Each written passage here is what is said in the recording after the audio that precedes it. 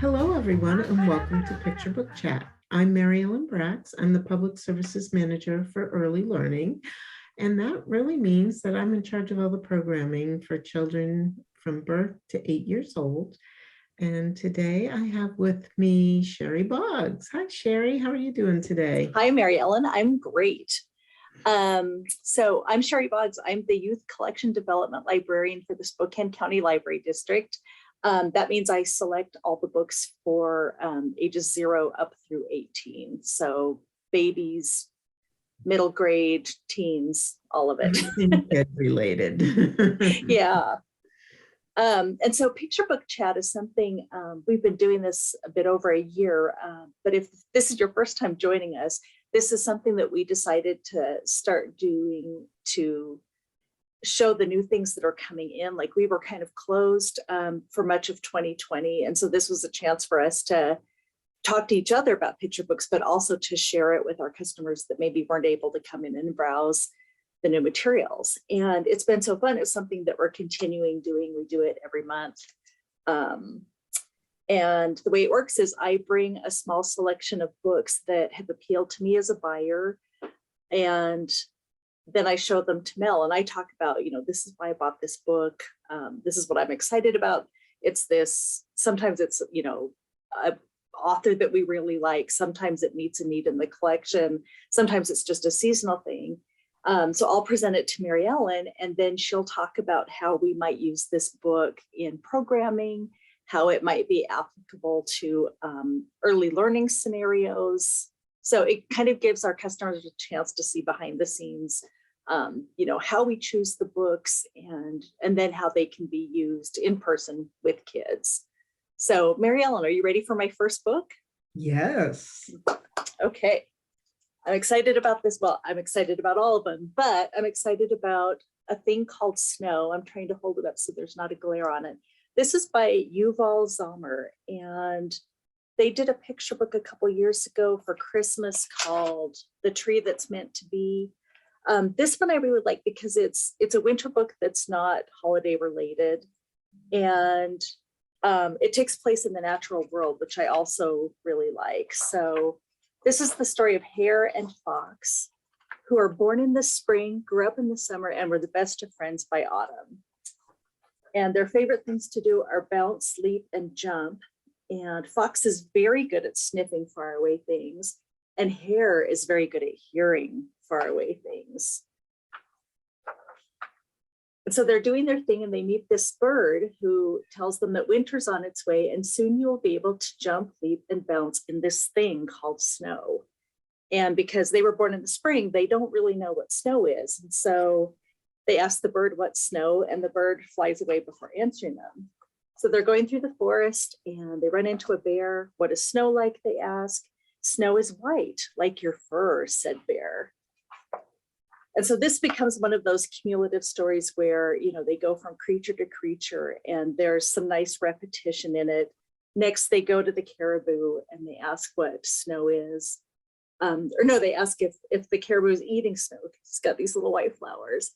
And the caribou says, snow is cold, like your noses. And so what I like about this is each of the animals refers, describes snow in a way that comes back to the animals themselves.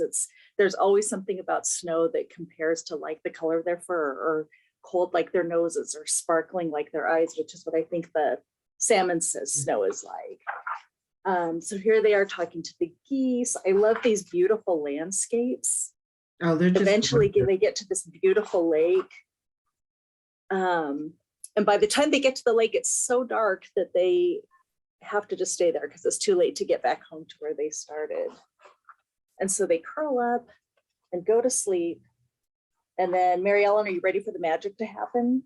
Yes. When they wake up in the morning, yay, it snowed.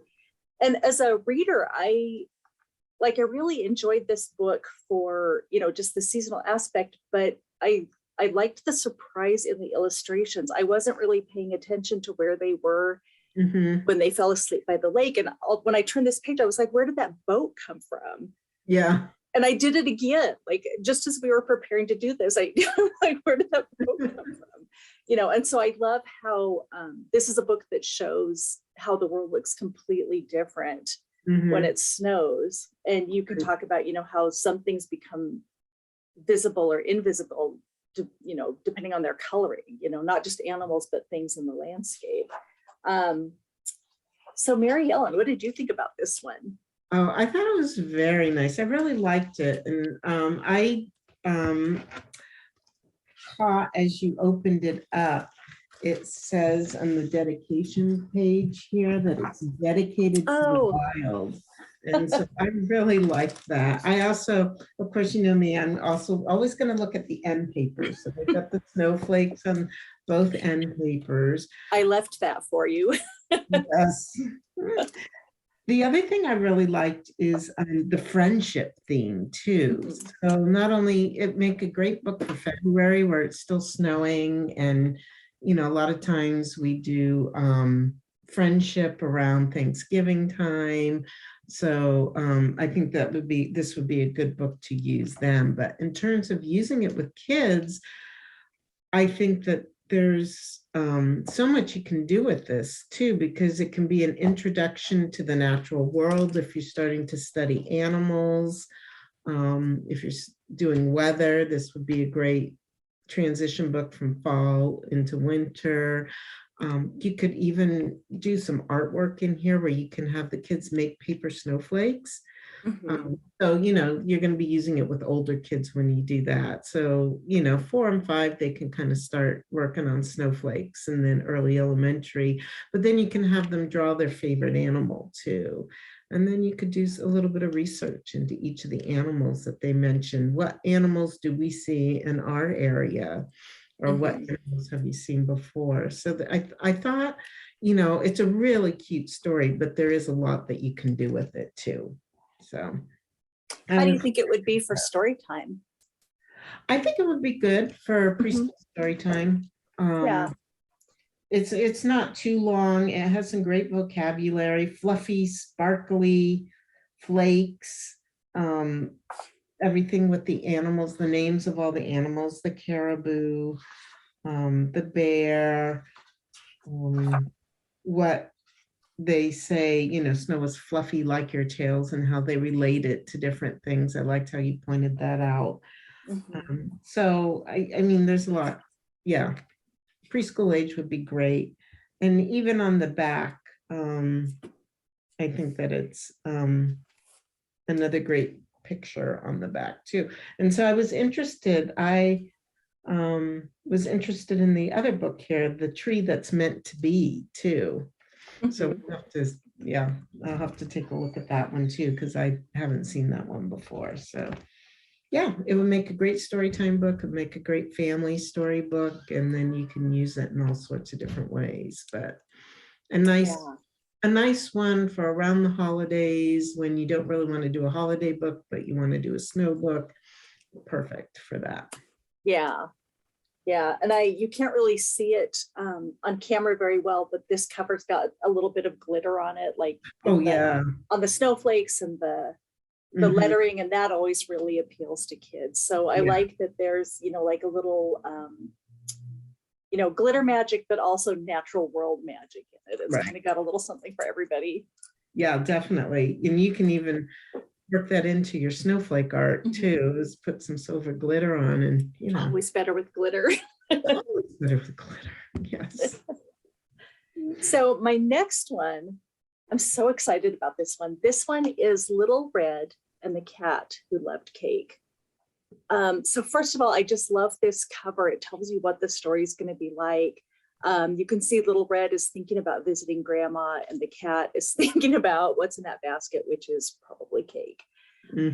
This is really great. I loved how in my department, when we process these, usually in the dust jacket, the copy goes here. Yeah. And we saw that this was this amazing like nursery rhyme themed newspaper that was just super fun, and we didn't want to cover any of that up. So we actually put jacket copy pasted inside. I saw that and I was so impressed with that, Sheri. I was like, wow, look at what they did. This is awesome. Yeah, I don't know whose idea it was in my department, but I've got to let them know, because it was just like, you guys, that's genius. Wonderful, yeah. Yeah.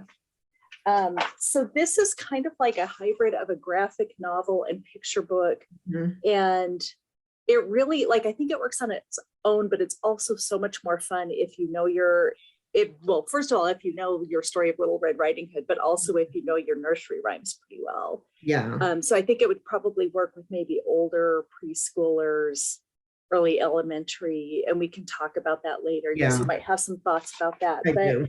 Mhm. I we do. see, oh, good. We see Little Red and Big Red. I like in this story, the gender's never specified, but you get the sense that the Little Red in this story is a boy. They're mixing the cake. You can tell the cat's really excited. And this is largely a wordless narrative. Like, the only time that you see words in this book, it's on people's aprons, it's in front of the businesses. The actual dialogue and the story is being told, in images. Yeah. So you see them making the cake. You see the cat realizing that Little Red is leaving and decides what to do. And I love, there's a lot of decoding going on for the reader in looking at this, like, it's not immediately apparent what's going on. Like, you kind of have to look at each spread and figure out, the dad baker is looking at the cat who's jumping out the window to chase Little Red, who's got the cake. And so he follows him down the street. They go by things like the Dish and Spoon Diner, the Hickory Dickory Dock Let Us Fix Your Clock Store. Super fun. Cinderella Footwear, Petacake Bakery. There's great stuff in the details on this page. We've got Humpty Dumpty Insurance, a signed lost sheep called Bo Peep. Mhm. That was really cute. And in the narrative, as you're reading this, you see Little Red stop and talk to people. And this was another case where you kind of have to slow down, like, why is the cat so alarmed? And as you go through the book, you realize the cat's realizing that, he's about to be seen. Mhm. So there's a lot of scenes where he goes and hides behind something. And I love in these frames, you can see that they really do. They see him. They know what he's up to. They know that the Right. cat's behind him, but he thinks that he's hiding this whole time. He's super clever. And I love this middle spread where you see all these familiar things, like the statue is Puss in Boots. You've got the Frog Prince reading a book. The Mhm. owl and the pussycat are in their little boat in the lake. The beans. There's the giant beanstalk. So it's so great. And they finally get to Grandma's. I don't want to give away the ending, but it's such a fun book for, introducing kids to how graphic novels might work. Mhm. So much about, learning narrative, like early literacy skills, is being able to talk about a story. And this book is perfect for that, because, you can ask so many questions if you're reading it together with a child. What do you think's happening here? Why do you think the cat's so alarmed? What do you think is going to happen? So I think I've talked about this enough. Mary Ellen, what did you think of it? Oh, I loved it. I thought it was great. Yeah, I'm just a big fan of this. And I love the end papers, of course, the nursery rhyme end papers. So what I thought, it's a great opportunity to read some of the nursery rhymes to the kids ahead of time. So you could do some really good pre-work with this book. And and introduce them to some of the fairy tales, because I'm not sure how much the kids actually get the fairy tales anymore, or the nursery rhymes so much, because sometimes we don't know them when they're in our story time. So but it's a great way to kind of introduce them and then read the book, and then I think they would be more apt to say, hey, we've read that one, or hey, we've read this one. I do think it is excuse me, more for like the first through third grade. Mhm. Or if you did a lot of, excuse me, a little frog in my throat. Or if you did a lot of reading with your, older preschooler with some of the fairy tales. The fairy tales are usually meant for older kids, so they might not necessarily know them unless maybe they've seen a little video about them. Mhm. But you can also talk about what is a fractured fairy tale, so you can introduce that theme to the kids, and that it takes a twist on a fairy tale and adds different characters or a different setting. So a couple of pages that I really loved was, the Cinderella footwear, the Hickory Dickory Dock, let's fix your clock, the dish and spoon diner. I mean, just, really fun in there. So I think too, you'd also need to use this either one-on-one or with a very small group. Mhm. So if you had a large classroom, it would be hard to read to a big group because there's just so much going on. But I really did love at the end, they've got the counting sheep page, and can you find the sheep throughout the illustrations? So that was so much fun. So in that way, you could kind of read it with a younger child and have them find the sheep in the book. So you could introduce the book on different levels. Mhm. But since it's wordless, you can have them tell the story of what they think is going on too. So you can help to build that vocabulary too. And then they have little things like, can you find the images from these fairy tales? And then they have all the nursery rhymes in here. So start an easy way to start with those. And then they have more on the back end papers, and also they have a map on the back book too, so you could really work in that. And that's a math skill too, so that you could say, well, where is this building in relation to that building? Is it next to, is it far away, is it close to? Where do you see some of the Humpty Dumpty and the spoon? Where do you see the baker? So you can get some directional words going in there too. But yeah, it was a lot of fun. So I was very excited once I really started getting into the book, how much you could really do with it. It's nice to have something for that first to third grade that is a picture book, but it kind of builds on maybe what they already know. So, that excitement when they get when they know something and say, oh, I know that one. And then you could go back and read the nursery rhyme together. So it got really fun idea, I thought. I Yeah, haven't seen anything quite like it. exactly. And we've got the Caldecott Award for illustration, but as far as I know, there's no award for, picture book design. But I feel like this is a great example of a, beautifully designed book. It's so well thought out. Mhm. And that term value added gets thrown around a lot, but this book is it's got so many value added elements. Like you say, the nursery rhymes in the back, the kind of seek and find element that's independent of the story where you go and find the sheep. It's so well done.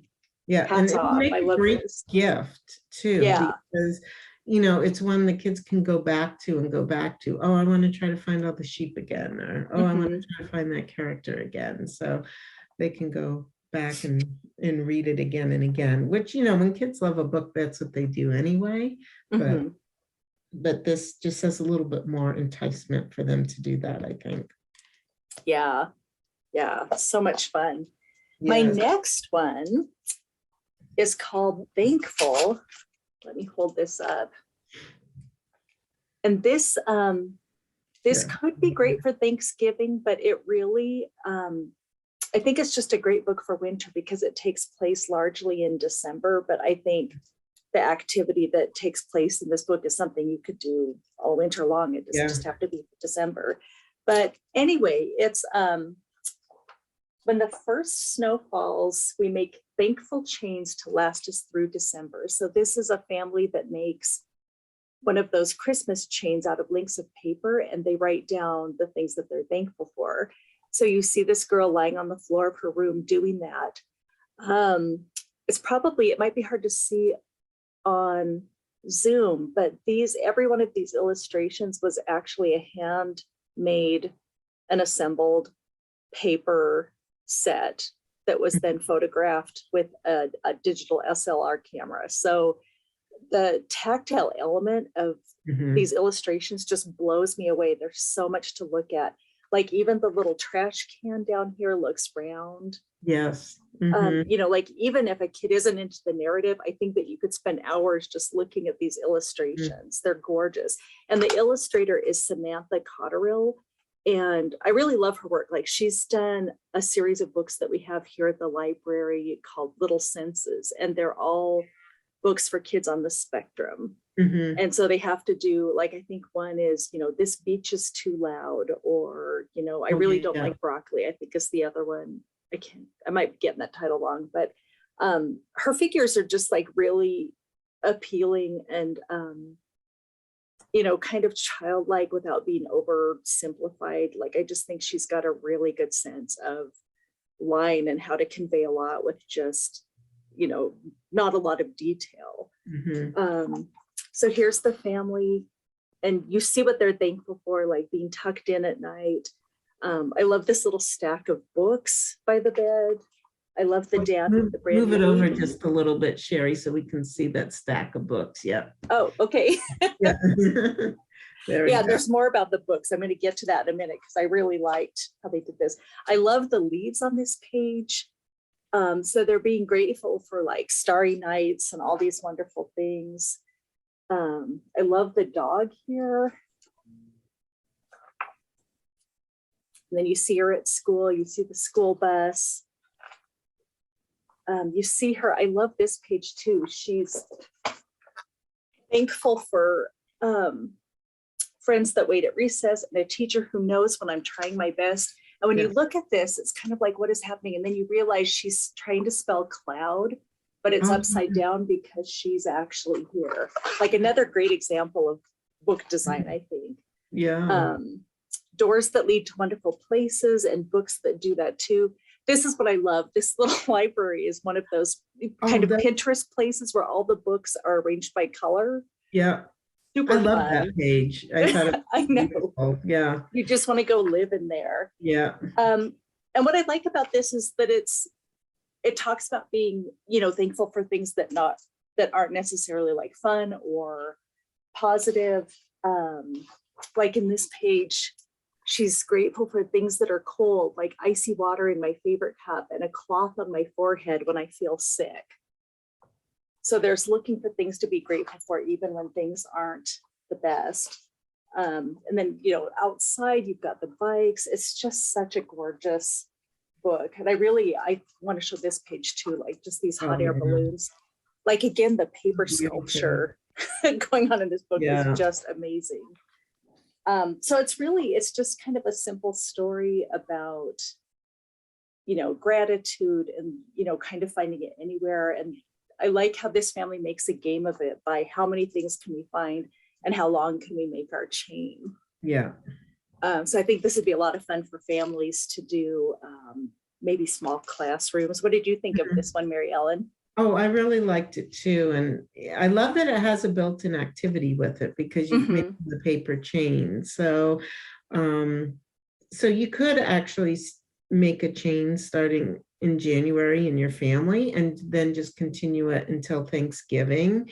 And it's a great activity for a home or the classroom. So you could start your chain actually in September and end it in May, and then see how long you're, add some math and like measure your chain each month. How much has it grown? How many more chains have you put on it each month? And, just see how long it gets throughout the year. So I thought it was great. Also, the end papers. Can I just call it how beautiful they are? Oh my gosh. And with the chain.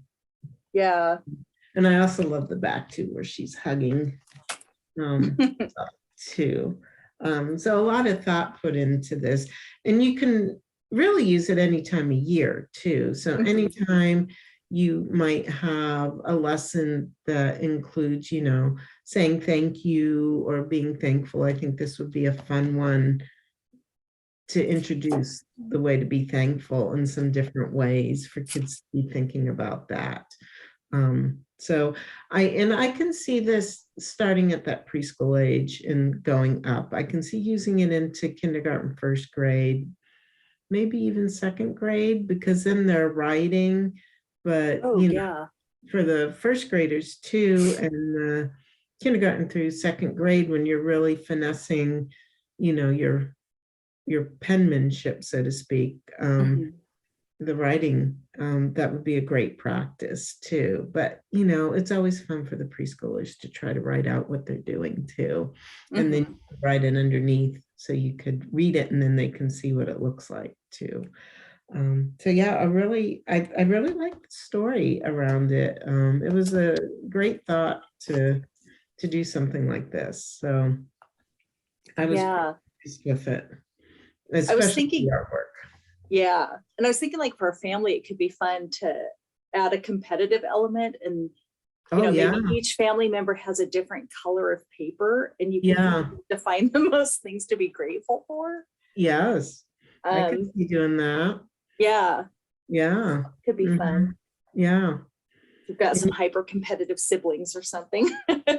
Yeah. And you could even do it, kind of introduce it maybe one Thanksgiving, and then throughout the year, then as your families get together at Thanksgiving, you can everyone bring their chains to show each other, and have that little competitive edge there too. Just do some math around it too. Well, how many links does yours have? And there's some fun things. How many more was ours? Yeah. Do some subtraction. Yes. Yes. So I was glad we found this one. So good job, Sheri. Oh, thanks. Yeah, it's a fun one. I like that a lot. It might be one I have to buy for my home collection just because it's so beautiful. Yes. I love it so much. Yeah. Okay, our final book. I'm super excited about this one. This is like seeing an old friend again. Yes. This is Good Night by Sandra Boynton. A note about Sandra Boynton: the original Going to Bed book was first published in 1982. So I'm just going to let that sink in for a minute as we all think about how many years that's been. And I worked in a card and gift shop that sold a bunch of Sandra Boynton cards. She was part of this thing called the alternative greeting card movement in the 70s and 80s, where instead of really frilly, sentimental, ornate cards, it was literally just these really simple, often black and white illustrations on recycled paper. And a bunch of them were hers. And a lot of the characters you see in her board books and picture books originally got their start in this line of greeting cards. So it's just been so fun to see all the books that she's done since then, and kind of how that beginning led to all this. So Good Night is the longer version of the Going to Bed book. And this is updated for modern art audiences. There's a lot more color in it.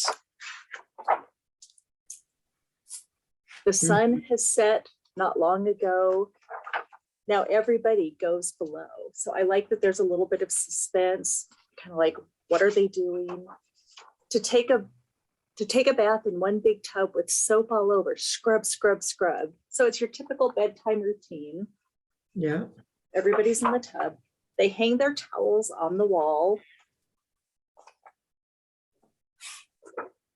I'm not going to go through the whole thing, but it's basic bedtime stuff until you get to the page that's, and when the moon is on the rise, they all go up. Wait for it. As soon as I can turn these pages. Here we go. And exercise. Yeah. So I love that curveball in the middle of the book, because it's not a bedtime thing to exercise. And I just think it adds some rowdy fun to the whole bedtime routine.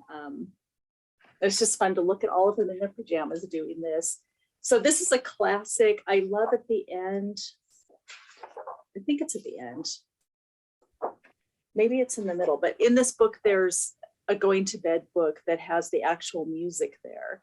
And it's something that you can sing. I found a couple versions of people reading it online. I couldn't find anyone singing it, but I did find an online piano where you can plink out the music if you can read music. And so that can kind of tell you how to sing the song. Yeah. Because I couldn't tell if it was patterned on anything that we already know. Like when I plunked it out, it didn't sound like Happy Birthday or anything like that. Yeah. But that's a way you can figure out the tune if you're curious. So just super fun. I love how huge the letters are. I think for kids, being able to see the letters and kind of make those out can be really fun as they're starting to learn how to do that and recognize, you know, the letters and everything. I love all the color in it. It's just, I love Sandra Boynton. She's great. Yeah, she is. Again, the end papers on this are great too. You can start off with that. What is everybody doing, and what colors do you see? And I like it too, because you could use this with toddlers as well as preschoolers. Yeah. So it's a lot of fun. And I love all the rhyming. I know this would be a great crowd pleaser. All the kids love Sandra Boynton. So I was a big fan of, I was so excited when I saw it, you know, because I saw it out in the library and I was like, oh, this is such a good one. So yeah, just a fun one. This would make a great gift also for, you know, holiday, birthday, baby shower, just because gift. So it would fit a lot of those, check off a lot of boxes. So, and you know, new parents are always glad to have some bedtime stories. Yeah, because it does kind of bring it back down again. It does. It doesn't leave you at exercise. No. So good luck, parents. Yeah, good luck.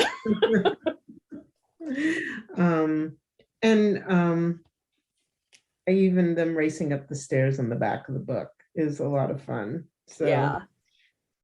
And when the moon is on the rise, they all go up. So, and of course, one little guy is asleep underneath, which is always the case there. So, yeah. So yeah, a really fun one. I'm a big Sandra Boynton fan. Yeah. But it's nice for this bigger format too, because it's easier to use with the group, because a lot of times they come in board book format, and you know, we can't always use them in a story time. They're great, you know, for people to check out and use in a small group. So it's nice to see this bigger size that we can use. Yeah, definitely. So yes, a great collection for this month. Thank you, Sheri. Oh, you're welcome. It was so much fun. Well, it's always fun to talk books with Sheri, and I'm glad that you joined us today. So we hope you enjoy the rest of your day, and you join us again next month for another episode of Picture Book Chat. So goodbye, everyone, and have a great day.